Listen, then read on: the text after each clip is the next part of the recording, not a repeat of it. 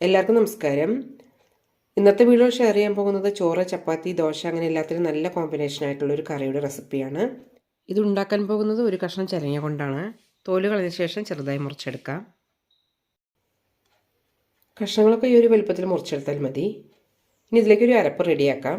അതിനായി 2 table spoon വെള്ളക്കടല നന്നായി കുതിർത്തിയ ശേഷം വേവിച്ചെടുത്തിട്ടുണ്ട്. കടല ഇതുപോലെ ചേർക്കുകയാണെങ്കിൽ നമുക്ക് കുറച്ച് തേങ്ങയും മതി. നല്ല തിക്ക് ഗ്രേവി ആയിരിക്കും. 1 ടേബിൾ സ്പൂൺ തേങ്ങ ഇടാം. ഒരു തക്കാളി മുറിച്ചിടാം.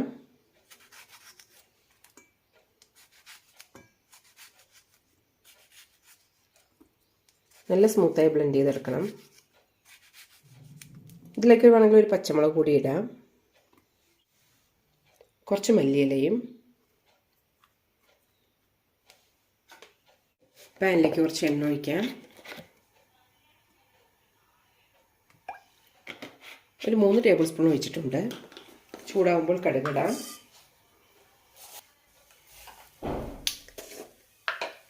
കടുക് പൊട്ടി തീർന്നിട്ടുണ്ട്. ഇനി ഇതിലേക്ക് 1 ടീസ്പൂൺ ഇഞ്ചി വെളുത്തുള്ളി പേസ്റ്റ് ഇടാം.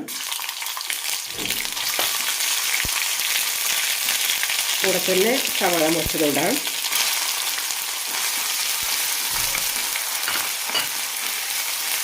സവാള ചെറുതായി ചോക്കുന്നവരൊന്ന് വഴറ്റിയെടുക്കാം.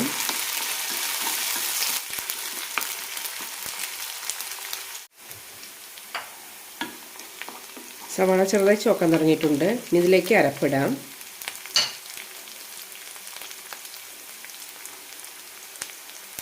അരപ്പിട്ട് നന്നായി വഴറ്റിയെടുക്കണം.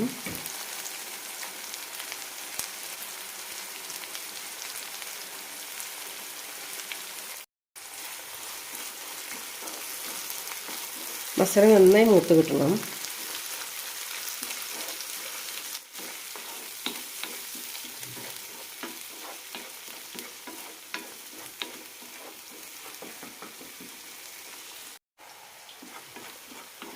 എണ്ണയൊക്കെ തെളിഞ്ഞു വരാൻ തുടങ്ങിയിട്ടുണ്ട്. ഇനി ഇതിലേക്ക് ബാക്കിയുള്ള മസാലപ്പൊടികൾ ഇടാം.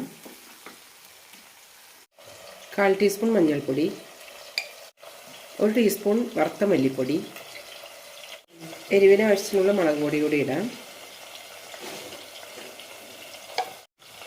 നന്നായി മിക്സ് ചെയ്തെടുക്കാം. പൊടികളൊക്കെ നല്ല റോസ്റ്റായി കിട്ടണം.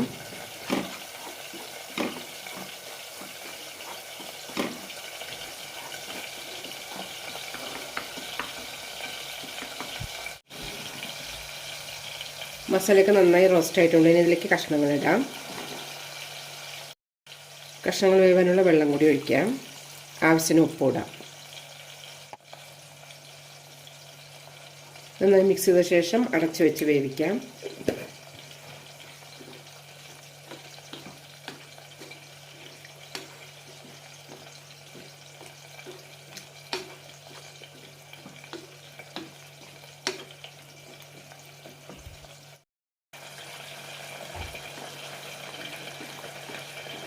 ഇടയ്ക്കൊന്ന് വെക്കാം.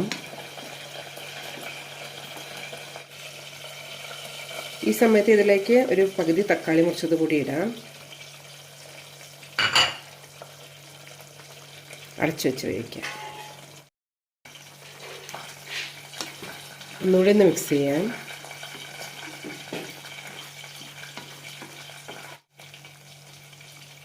രണ്ട് 3 മിനിറ്റ് കൂടി വേവിച്ചെടുക്കാം. എണ്ണയൊക്കെ തെളിയാൻ തുടങ്ങിയിട്ടുണ്ട്. കഷ്ണങ്ങളൊക്കെ നന്നായി വെന്തിട്ടുണ്ട്. ഇതിലേക്ക് കുറച്ച് ഗരം മസാല കൂടി ഇടാം.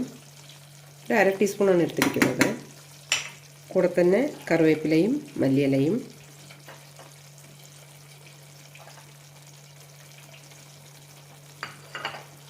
ചിരങ്ങ കൊണ്ടുണ്ടാക്കുന്ന വളരെ ടേസ്റ്റിയായ കറി റെഡി ആയിട്ടുണ്ട്.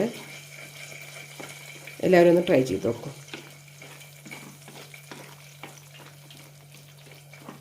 നന്നായി മിക്സ് ചെയ്ത ശേഷം ഒന്ന് തിളപ്പിച്ചെടുക്കാം. ഇനി അടച്ചു വയ്ക്കേണ്ട ആവശ്യമൊന്നുമില്ല.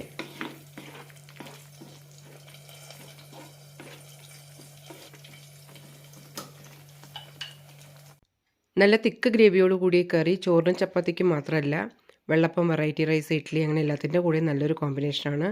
എല്ലാവരും ഒന്ന് ട്രൈ ചെയ്ത് നോക്കൂ.